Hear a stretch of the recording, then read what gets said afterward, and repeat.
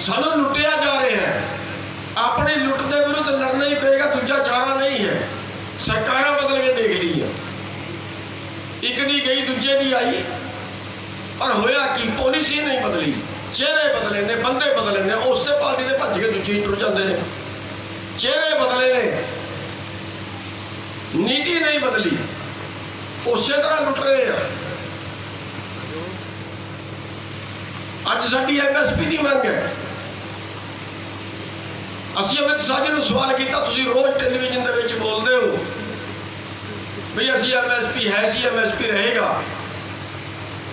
तुसीं दसो 23 फसलों का MSP तय करते हो, कणक ते जीरी खरीदते हो, बाकी तुसीं खरीदते नहीं। की तुसीं 23 की 23 फसलां खरीदोगे?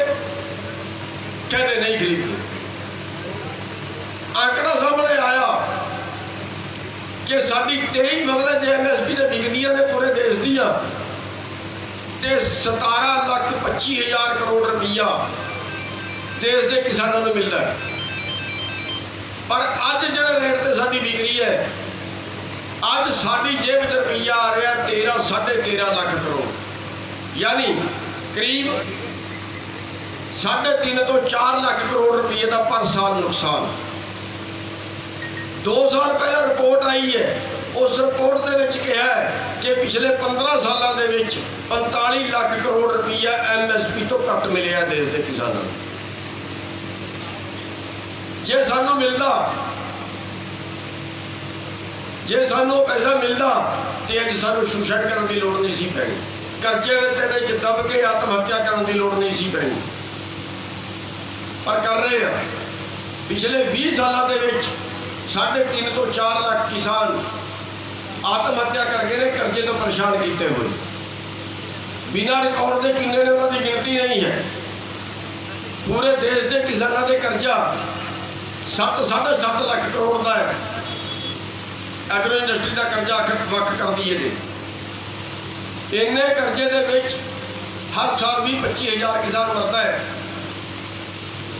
तो इसे देश के विच जिन्हों कंपनियां कह देते हैं, जिन्हों बड़े बड़े फैक्ट्रियां कह देते हैं, जिन्हों कारपोरेट घराने कह देते हैं, उन्होंने कारपोरेट वालों ने 15 लाख करोड़ से देश का मार लिया, जोड़ा वसूलिया नहीं जा सकता, जिन्हों NPA कहते हैं। उस 15 लाख करोड़ के कर्जे के एक भी पंजीपति ने आत्महत्या नहीं की। क्यों?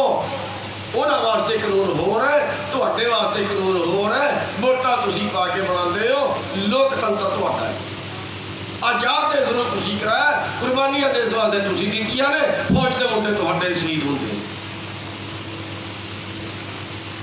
आजादी देश की आजादी वास्ते एक भी कारपोरेट घराने का बेटा शहीद होया तो दसो। आजाद रखने वास्ते किसी कारपोरेट घराने का एक भी बेटा सीमा से शहीद होया तो दसो। सुसाइड करे किसान, देश की सीमा संभाले किसान, देश का पैसा लेके जाते रहे कारपोरेट। पिछले साल मंदी आई, मुर्गी कारा घट बिकिया, मोटरसाइकिल घट बिकिया, कपड़े घट बिके। इसका मतलब ये है कि तुहाडे जेब में पैसा घट आया तो तुसीं बाजार चों घट खरीदे, तुहाडे कोल टोटा आया। पर मंदी के नां ते देश के खजाने चों 5 लाख करोड़ कढ़िया, 70,000 करोड़ मुर्गी को दिता, 70,000 करोड़ देश के बिल्डर ने सिटी वसारे ने उन्होंने दिता, 5 लाख करोड़ वंडिया। देश के किसानों का कर्जा माफ करने वास्ते कुछ नहीं बचा। हर साल लाखों करोड़ कारपोरेट का माफ करते हैं, छड्डते हैं कर्जा। 10,000 करोड़ का कर्जा 500 करोड़ का फैसला होता है। देश के वारस तुसीं, कारपोरेट वाले इस देश के वारस नहीं। वो देश का पैसा देश के विच नहीं लाते। तुहाडे कोल जिहड़ा पैसा आएगा देश के विच घूमेगा, तुहाडे कोल जिहड़ा पैसा आएगा तुसीं शहर च खर्चोगे, जिहड़ा शहर दुकानां चलणगीਆਂ, दुकानां वाले फैक्ट्रियां चलाणगे। ते जिहड़ा कारपोरेट कोल पैसा चला गया, जिन्हों कहते हैं मंदी आ गई, GDP डाउन आ गई, वो GDP डाउन आने का मतलब ये है कि अज 90 करोड़ पर घंटे की आमदन है अज अंबानी की। एक परिवार की 90 करोड़ एक घंटे की, एक दिन की लाइए तो 2160 करोड़ बनते हैं। 2160 करोड़ का मतलब है जेडे एरिए तुसीं बैठे ने इस एरिए के 10,000 किले मुल आते हैं एक दिन की कमाई। 10,000 किले तो फिर ये 10 साल बाद अंबानी स्टेट होएगा, कोई अडानी स्टेट होएगा, कोई बाबा रामदेव स्टेट होएगा, फिर भारत का रहेगा, फिर हिंदुस्तान का रहेगा। आज सानू लड़ना पड़ेगा, कोई चारा नहीं। आज तो पहला भी हाथ सारी ठीक नहीं। काले वास्ते देश आजाद कराया सी, इन्हां लुटेरियां नूं पालण वास्ते। असीं तो इस वास्ते आजाद कराया जी सारा देश सुखी बसेगा, सारिਆਂ ਨੂੰ बराबर ਦੇ हक होणगे। ਅੱਜ ਸਾਡਾ ਦੇਸ਼ ਭੁੱਖਮਰੀ ਦੇ ਵਿੱਚ 107 ਦੇਸ਼ਾਂ ਦੇ ਵਿੱਚ 102ਵੇਂ ਸਥਾਨ ਤੇ ਹੈ ਭੁੱਖਮਰੀ ਦੇ ਵਿੱਚ। ਅੱਜ ਜੇ ਕਿਸੇ ਨੂੰ 20 ਲੱਖ ਦਾ ਇਲਾਜ ਕਰਾਉਣਾ ਪੈ ਜੇ ਨਾ, ਸਾਡੀ 80% ਆਬਾਦੀ ਉਹ ਹੈ ਜਿਹੜੀ ਇਲਾਜ ਨਹੀਂ ਕਰਾ ਸਕਦੀ। 80% ਇਹ ਕਹਿੰਦੇ ਨੇ ਕਿ WTO ਦੇ ਵਿੱਚ ਚਲੇ ਗਏ, ਪੂਰੇ ਵਰਲਡ ਦੀ ਮਾਰਕੀਟਿੰਗ ਹੋਗੀ। वन नेशन वन मार्केट नहीं है, एक देश एक मार्केट नहीं है, भुल जाओ। वन वर्ल्ड वन मार्केट पूरे दुनिया दे विच जेड़ा रेट होएगा तुहानू वो मिलेगा। अज राजस्थान दे विच कणक आ रही है, अज मध्य प्रदेश दे विच कणक आ रही है, मंडियां दे विच पई है। अज रेट मिल रहा 1700 रुपये क्विंटल, पिछले साल मिले सी 1600 रुपये क्विंटल। हुण वर्ल्ड मार्केट में तुसीं खेती करोगे। हिंदुस्तान के 82% लोग 2.5 एकड़ तो घट के मालिक ने।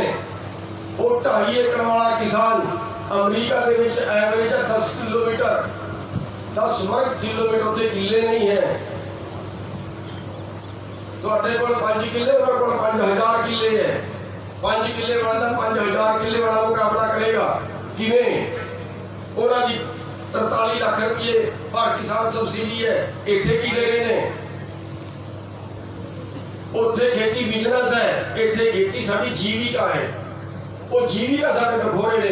अगली पॉलिसी होर आने वाली है, वो पॉलिसी आ गई है भाई अगे जिहड़ी खेती होएगी वो जिहड़ा है वड्डे प्लाटां 'च होएगी। 1000 एकड़ के प्लाट होणगे, उन्हां 'च खेती होएगी। पहला साडे तो जमीनां खोईआं सी, 18 एकड़ तो वध नहीं कोई रख सकदा। साडे तो जमीनां पहला खोईआं सी, 18 एकड़ तो वध नहीं रख सकदा। कंपनी नूं पहला भी छूट सी। अज भी कंपनियां दे कोल कई हजार किले, कई हजार किले अज भी हिंदुस्तान दे विच ने, पर किसान को 18 एकड़ तो वध नहीं रख सकता। अगे पॉलिसी आ रही है कि बड़े प्लाटां 'च खेती करोगे तो खेती सस्ती होगी, क्योंकि अमरीका वर्गी सस्ती करनी है। जे अमरीका वर्गी सस्ती करनी है तो अमरीका वर्गे प्लाट होंगे। जे अमरीका वर्गे प्लाट होंगे तो इतने कई हजार एकड़ के प्लाट होंगे। आसमान तो टपकने तुहाडियां जमीनां जानियां। इस करके लड़न तो बिना कोई चारा नहीं। मजदूरों भी नाल जोड़ो, जेडे साडे मजदूर ने असीं कहने ये सानू खा गए, वो कहते हैं किसान सानू खा गए। उन्होंने जो PDS से मिलता है ना, जो 2 रुपये किलो वाला कहते वो भी नकद सबसिडी जाएगी। अगे नाज नहीं जाना, FCI तोड़ रहे हैं, नाज नहीं जाना। उन्होंने कह नकद पैसे भाई 1975 कणक का रेट है तो तुहानू 2 रुपये च देना है 17 रुपये 25 पैसे किलो दे फड़ो। 30,000 करोड़ तो 35,000 करोड़ का इस पॉलिसी के विच सरकार को फायदा होना है। उन्होंने तो भी नाज खोल लगी। खेती भी कंपनियां ने करनी है। पूरे देश का कारोबार, पूरे देश का एग्रो बिजनेस जिहड़ा खरबां दा है, ये कारपोरेट के हवाले करन लगे ने। उन्होंने दोवां नूं मारना है। पैदा करने वाले भी ते खाण वाले भी। पैदा करने वाले तो घट रेट से खरीदणगे वर्ल्ड मार्केट के रेट से।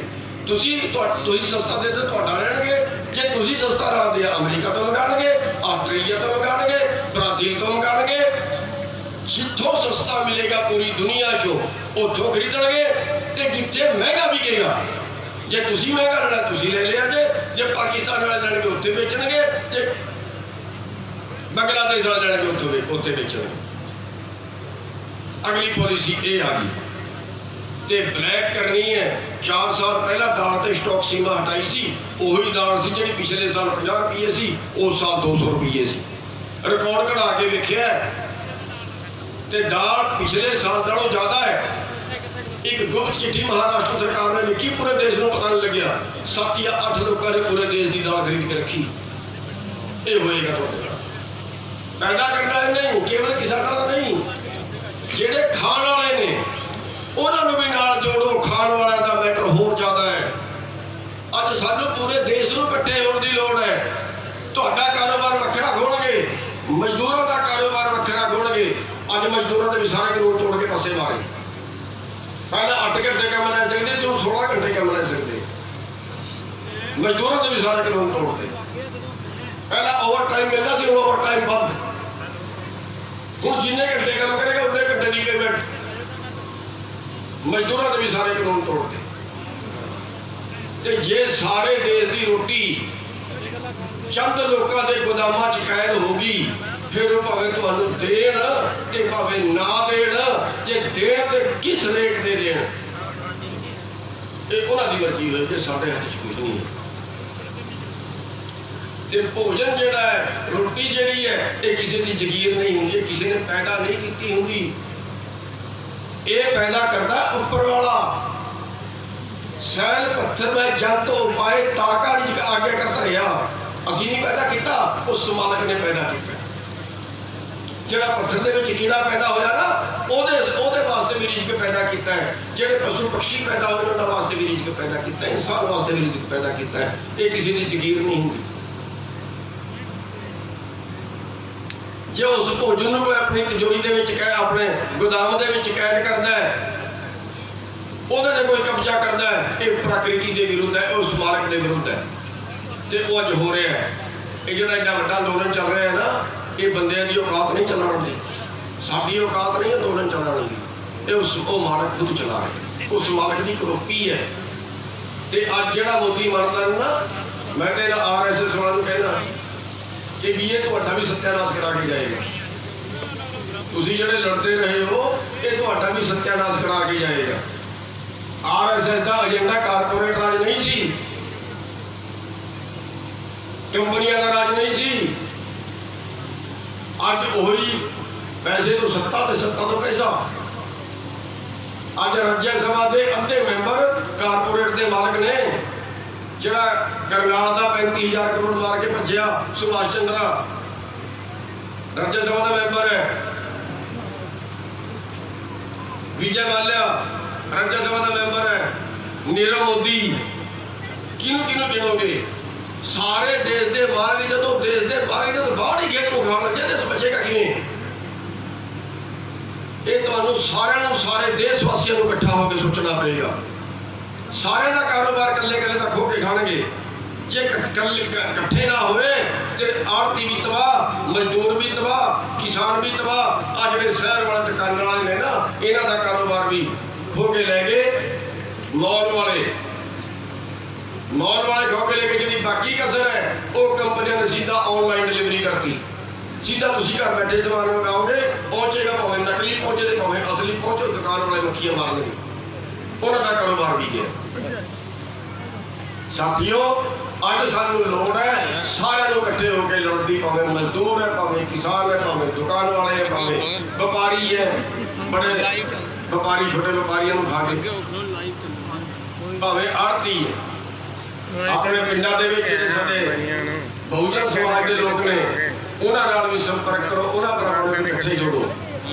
14 ਤਰੀਕ ਨੂੰ ਜਨਮ ਦਿਨ ਹੈ ਬਾਬਾ ਅੰਬੇਡਕਰ ਸਾਹਿਬ ਦਾ। ਜਿੱਥੇ ਧਰਨੇ ਸਾਰੀ ਜਗ੍ਹਾ ਮਨਾਉਣਾ ਹੈ, ਉੱਥੇ ਅਗਵਾਨੀ ਉਹਨਾਂ ਦੀ ਹੋਈ ਕਰਵਾਵਾਂਗੇ 14 ਤਰੀਕ ਨੂੰ। 1 ਤਰੀਕ ਨੂੰ ਮਜ਼ਦੂਰ ਦਿਵਸ ਹੈ, ਸਾਰੀ ਜਗ੍ਹਾ ਮਨਾਉਣਾ ਹੈ, ਸਾਰੇ ਘਰਿਆਂ ਦੇ ਮਨਾਉਣਾ ਹੈ, ਉਹਨਾਂ ਮਜ਼ਦੂਰਾਂ ਤੋਂ ਹੀ ਅਗਵਾਨੀ ਕਰਵਾਵਾਂਗੇ। ਤੇ ਸਾਥੀਓ, ਇਹ ਅੰਦੋਲਨ ਉਦੋਂ ਤੱਕ ਲੜਨਾ ਪਏਗਾ ਜਦੋਂ ਤੱਕ ਅਸੀਂ ਜਿੱਤ ਨਹੀਂ ਜਾਂਦੇ ਜਾਂ ਸ਼ਹੀਦ ਨਹੀਂ ਹੋ ਜਾਂਦੇ। ਤੇ ਇਹਦਾ ਅਗਲਾ ਪੜਾਅ ਸੰਸਦ ਕੂਚ ਦਾ ਰੱਖਿਆ ਹੈ, ਸੰਸਦ ਘਰਾਵਰ ਦਾ ਰੱਖਿਆ ਹੈ। ਤਰੀਕ ਤੁਹਾਨੂੰ ਛੇਤੀ ਦੱਸ ਦਿਆਂਗੇ। ਮਈ ਦੇ ਅੱਧ ਵਿਚਾਲੇ ਜੇ ਕੋਈ ਤਰੀਕ ਤੈਅ ਕਰਨੀ ਹੈ ਤੇ ਉਹਦੇ 'ਚ ਵੀ ਤੁਹਾਨੂੰ ਸਾਰਿਆਂ ਨੂੰ ਸਹਿਯੋਗ ਦੇਣਾ ਪਏਗਾ, ਤੁਹਾਨੂੰ ਸਾਰਿਆਂ ਨੂੰ ਆਪਣੇ ਕਾਰੋਬਾਰ ਛੱਡ ਕੇ ਇਸ ਅੰਦੋਲਨ ਦੇ ਵਿੱਚ ਲੱਗਣਾ ਪਏਗਾ ਤਾਂ ਇਹ ਅੰਦੋਲਨ ਜਿੱਤਾਂ। ਸਾਥੀਓ, ਮੈਂ 2-3 ਗੱਲਾਂ ਕਹਾਂਗਾ। ਇਹ ਧਰਮ ਯੁੱਧ ਹੈ। ਧਰਮ ਯੁੱਧ ਇਸ ਕਰਕੇ ਕਿ ਮਾਨਵਤਾ ਨੂੰ ਬਚਾਉਣ ਦਾ ਯੁੱਧ। ਅਸੀਂ ਆਪਣੇ ਵਾਸਤੇ ਨਹੀਂ ਲੜ ਰਹੇ, ਕਿਸਾਨ ਆਪਣੇ ਵਾਸਤੇ ਨਹੀਂ ਲੜ ਰਿਹਾ, ਸਾਰੇ ਦੇਸ਼ ਵਾਸਤੇ ਲੜ ਰਿਹਾ ਹੈ, ਮਾਨਵਤਾ ਵਾਸਤੇ ਲੜ ਰਿਹਾ ਹੈ। ਕਿਸਾਨਾਂ ਨੇ ਸ਼ੁਰੂ ਕੀਤਾ ਅੰਦੋਲਨ ਸਾਰਿਆਂ ਦਾ ਹੈ। ਇਹ ਧਰਮ ਯੁੱਧ ਹੈ ਤੇ ਧਰਮ ਦੇ ਯੁੱਧ ਦੇ ਵਿੱਚ ਸਾਰਿਆਂ ਦਾ ਸਹਿਯੋਗ ਕਰਨਾ ਧਰਮ ਬਣਦਾ ਹੈ। ਕਰ ਵੀ ਰਹੇ ਨੇ, ਬੜੇ ਅਮੀਰ ਆਦਮੀ ਵੀ ਸਹਿਯੋਗ ਕਰ ਰਹੇ ਨੇ, ਗਰੀਬ ਤੋਂ ਗਰੀਬ ਵੀ ਸਹਿਯੋਗ ਕਰ ਰਹੇ। ਪਰ ਜਿਹੜਾ ਤੁਹਾਡਾ ਇਸ ਅੰਦੋਲਨ ਦੇ ਵਿੱਚ ਸਹਿਯੋਗ ਨਾ ਕਰੇ ਉਹ ਬੰਦਾ ਸਮਾਜ ਦਾ ਨਹੀਂ, ਉਹ ਬੰਦਾ ਸਮਾਜ ਦਾ ਨਹੀਂ ਜਿਹੜਾ ਇਸ ਧਰਮ ਯੁੱਧ ਦੇ ਵਿੱਚ ਸਹਿਯੋਗ ਨਾ ਕਰੇ। ਤੇ ਜੇ ਕੱਲ ਨੂੰ ਉਹ ਬੰਦਾ ਕਿਸੇ ਇਲੈਕਸ਼ਨ ਦੇ ਵਿੱਚ ਖਲੋਂਦਾ ਹੈ, ਭਾਵੇਂ ਪੰਚਾਇਤ ਦਾ ਇਲੈਕਸ਼ਨ ਹੈ, ਭਾਵੇਂ MP ਦਾ ਇਲੈਕਸ਼ਨ ਹੈ, ਭਾਵੇਂ MLA ਦਾ ਇਲੈਕਸ਼ਨ ਹੈ, ਜੇ ਉਹ ਬੰਦਾ ਇਲੈਕਸ਼ਨ ਦੇ ਵਿੱਚ ਖਲੋਂਦਾ ਹੈ ਉਹਨੂੰ ਵੋਟ ਨਾ ਪਾਇਆ ਜੇ, ਭਾਵੇਂ ਕਦੇ ਨੂੰ ਪਾਣੀ ਪਏ। ਤੇ ਸਾਥੀਓ, BJP ਦਾ ਆਪਾਂ ਬਹਿਸ਼ਕਾਰ ਕਰ ਰਹੇ ਹਾਂ, ਪਰ ਇੰਨਾ ਕੁ ਬਹਿਸ਼ਕਾਰ ਵੀ ਨਹੀਂ ਕਰਨਾ ਬਈ ਗੱਲ ਡੰਡੇ ਸੋਟੇ ਤੇ ਆ ਜੇ। ਆਪਾਂ ਨੇ ਜ਼ਰੂਰ ਭਜਾਣਾ ਹੈ, ਆਪਾਂ ਨੇ ਕਾਲੇ ਝੰਡੇ ਵੀ ਦਿਖਾਉਣੇ ਨੇ, ਨਾਰੇ ਵੀ ਲਾਣੇ ਨੇ, ਬਹਿਸ਼ਕਾਰ ਵੀ ਕਰਨਾ ਹੈ, ਪ੍ਰੋਗਰਾਮ ਵੀ ਨਹੀਂ ਕਰਨ ਦੇਣੇ, ਪਰ ਉਸ ਤਰ੍ਹਾਂ ਕਰਨੇ ਨੇ ਵੀ ਅਸੀਂ ਕਿਉਂ ਯਾਤਰਾ ਚ ਉਹ ਜੋ ਕਰਦੇ ਨੇ ਡੰਡੇ ਸੋਟੇ ਦੀ ਗੱਲ ਨਾ ਆਏ, ਇਹਨਾਂ ਤੋਂ ਆਪਾਂ ਨੇ ਬਚਾ ਰੱਖੇ। ਤੇ ਬਾਬਾ ਰਾਮਦੇਵ ਦਾ, ਅੰਬਾਣੀ ਦਾ, ਅਡਾਣੀ ਦਾ ਜਿਹੜੇ ਦੇਸ਼ ਨੂੰ ਖਾ ਰਹੇ ਨੇ ਉਹਨਾਂ ਦੇ ਸਮਾਨਾਂ ਦਾ ਬਹਿਸ਼ਕਾਰ ਕਰਨਾ ਹੈ। ਉਹਨਾਂ ਦਾ ਸਮਾਨ ਨਹੀਂ ਖਰੀਦਣਾ, ਬਾਕੀ ਭਾਵੇਂ ਛੋਟੇ ਕੰਪਨੀਆਂ ਦਾ, ਛੋਟੀ ਫੈਕਟਰੀਆਂ ਤੁਸੀਂ ਸਮਾਨ ਖਰੀਦੋ ਤਾਂ ਕਿ ਵੱਡਿਆਂ ਨੂੰ ਇਹਨਾਂ ਨਾ ਪਾਲਿਆ ਜਾਏ, ਕਿਉਂਕਿ ਵੱਡੇ ਲੋਕ ਜਿਹੜੇ ਇਹ ਦੇਸ਼ ਦੇ ਨਹੀਂ ਹੈ। ਅੱਜ ਮੈਂ ਜਿਹੜਾ ਤੁਹਾਨੂੰ ਦੱਸ ਰਿਹਾ ਅੰਬਾਣੀ ਦੀ ਕਮਾਈ ਹੋ ਰਹੀ ਹੈ, ਕੀ ਉਹ ਕਮਾਈ ਹਿੰਦੁਸਤਾਨ ਦੇ ਵਿੱਚ ਲੱਗੇਗੀ? ਅੱਜ ਜਿਹੜੀ 90 ਕਰੋੜ ਰੁਪਏ ਘੰਟੇ ਦੇ ਉਹ ਕਮਾ ਰਿਹਾ ਹੈ, ਕੀ ਉਹ ਕਮਾਈ ਹਿੰਦੁਸਤਾਨ ਦੇ ਵਿੱਚ ਖਰਚ ਹੋਏਗੀ? ਨਹੀਂ, ਪੂਰੀ ਦੁਨੀਆ ਦੇ ਵਿੱਚ ਜਿੱਥੇ ਜਾ ਕੇ ਮਰਜ਼ੀ ਖਰਚੇ। ਇਹ ਬੜਾ ਜਾਲ ਹੈ। ਆਪਾਂ ਇਹ ਪਾਲਿਸੀ ਅਮਰੀਕਾ ਦੀ ਲਾਗੂ ਕਰਦੇ ਨੇ, ਪਰ ਅਮਰੀਕਾ ਦੀ ਪਾਲਿਸੀ ਅਮਰੀਕਾ ਸ਼ੂਟ ਕਰ ਸਕਦੀ ਹੈ, ਕਿਉਂਕਿ ਅਮਰੀਕਾ ਦੇ ਵਿੱਚ ਜਨਤਾ ਨੂੰ ਜਿਉਂਦੇ ਰੱਖਣ ਦੀ ਜ਼ਿੰਮੇਵਾਰੀ ਸਰਕਾਰ ਦੀ ਹੈ। ਅਮਰੀਕਾ ਦੇ ਵਿੱਚ ਬੱਚਾ ਪੈਦਾ ਹੋਣ ਤੋਂ ਲੈ ਕੇ ਉਹਦੇ ਆਖਰੀ ਸਾਲ ਤੱਕ ਜਿੰਨਾ ਵੀ ਖਰਚਾ ਸਰਕਾਰ ਚੱਕਦੀ ਹੈ। ਬਿਮਾਰ ਹੁੰਦਾ ਤੇ ਟੈਲੀਫੋਨ ਕਰੋ, ਐਂਬੂਲੈਂਸ ਘਰ ਤੋਂ ਆ ਕੇ ਲੈ ਕੇ ਜਾਂਦੀ ਹੈ, ਘਰ ਛੱਡ ਕੇ ਜਾਂਦੀ ਹੈ ਇਲਾਜ ਕਰਾ ਕੇ। ਜੇ ਮਾਂ-ਬਾਪ ਨਹੀਂ ਪਾਲ ਸਕਦੇ ਤਾਂ ਸਰਕਾਰ ਬੱਚਾ ਲੈ ਜਾਂਦੀ ਹੈ, ਸਰਕਾਰ ਪਾਲਦੀ ਹੈ। ਪੜ੍ਹਾਈ ਫਰੀ ਹੈ, ਇਲਾਜ ਫਰੀ ਹੈ। ਬੇਰੁਜ਼ਗਾਰ ਹੋ ਗਿਆ ਤਾਂ ਤੀਜੇ ਦਿਨ ਮਹਿੰਗਾਈ ਪੱਤਾ ਘਰ ਆ ਜਾਏਗਾ, ਬੁਢਾਪਾ ਆ ਗਿਆ ਤਾਂ ਪੈਨਸ਼ਨ ਮਿਲੇਗੀ। ਹਿੰਦੁਸਤਾਨ ਦੇ ਵਿੱਚ ਹਿੰਦੁਸਤਾਨ ਦੇ ਵਿੱਚ ਕਿਸੇ ਨੂੰ ਇਲਾਜ ਕਰਾਉਣਾ ਪੈ ਗਿਆ ਤਾਂ ਮਰ ਰਹੇ ਨੇ ਬਿਨਾਂ ਦਵਾਈ ਤੋਂ, ਇੱਥੇ ਭੁੱਖ ਤੋਂ ਮਰ ਰਹੇ ਨੇ, ਇੱਥੇ ਬਿਨਾਂ ਰੋਟੀ ਤੋਂ ਮਰ ਰਹੇ ਨੇ। ਉਹ ਦਵਾਈ ਕਿਵੇਂ ਲੈ ਸਕਦਾ? 20 ਲੱਖ ਰੁਪਏ 30 ਲੱਖ ਰੁਪਏ ਤੋਂ ਇਲਾਜ ਕਿਵੇਂ ਕਰਾ ਸਕਦਾ? ਉਹ ਪੋਲਿਸੀ ਸਰਕਾਰ ਲਾਗੂ ਨਹੀਂ ਕਰਦੀ। ਤੇ ਸਾਥੀਓ, ਇਹ ਅੰਦੋਲਨ ਜਿਹੜਾ ਹੈ ਅੱਗੇ ਹਾੜੀ ਵੀ ਆ ਗਈ, ਉਹਦੇ 'ਚ ਮੈਂ ਤੁਹਾਨੂੰ ਬੇਨਤੀ ਕਰਾਂਗਾ ਵੀ ਰੋਟੇਸ਼ਨ ਬਣਾ ਲਿਓ, ਵੀ ਇੰਨੇ ਬੰਦੇ ਪਿੰਡ 'ਚੋਂ ਚਲੇ ਗਏ, ਹਫ਼ਤਾ ਲਾਇਆ, ਉਹ ਆ ਕੇ ਦੂਜੇ ਚਲੇ ਗਏ, ਤੇ ਜਿਹੜੀ ਹਾੜੀ ਚੱਕਣੀ ਹੈ ਪਿੱਛੇ, ਉਹ ਜਿਹੜੇ ਭਰਾ ਉੱਥੇ ਗਏ ਨੇ ਉਹਨਾਂ ਦੇ ਪਿੰਡ ਵਾਲੇ ਥੋੜ੍ਹੀ ਆਪਣੀ ਜ਼ਿੰਮੇਵਾਰੀ ਲੈਣ, ਸਾਰਿਆਂ ਦਾ ਕਿਸੇ ਦਾ ਕੰਮ ਨਾ ਖਰਾਬ ਹੋਏ। ਇਸ ਤਰ੍ਹਾਂ ਕਰਕੇ ਆਪਾਂ ਨੇ ਅੰਦੋਲਨ ਚਲਾਉਣਾ ਹੈ ਤੇ ਇਹ ਅੰਦੋਲਨ ਲੰਬਾ ਹੋ ਸਕਦਾ ਹੈ, ਪਰ ਉਦੋਂ ਤੱਕ ਚਲੇਗਾ ਜਦੋਂ ਤੱਕ ਅਸੀਂ ਜਿੱਤ ਨਹੀਂ ਜਾਂਦੇ। ਨਿਸ਼ਚੈ ਕਰ ਆਪਣੀ ਜੀਤ। ਇੰਨੀ ਕੁ ਬੇਨਤੀਆਂ ਤੁਹਾਡੇ ਅੱਗੇ ਕਰਦਾ ਹੋਇਆ ਇੱਕ ਵਾਰੀ ਫਿਰ ਮਾਫੀ ਚਾਹਾਂਗਾ ਲੇਟ ਆਉਣ ਦੀ। ਤੇ ਵਾਹਿਗੁਰੂ ਜੀ ਕਾ ਖਾਲਸਾ, ਵਾਹਿਗੁਰੂ ਜੀ ਕੀ ਫਤਿਹ।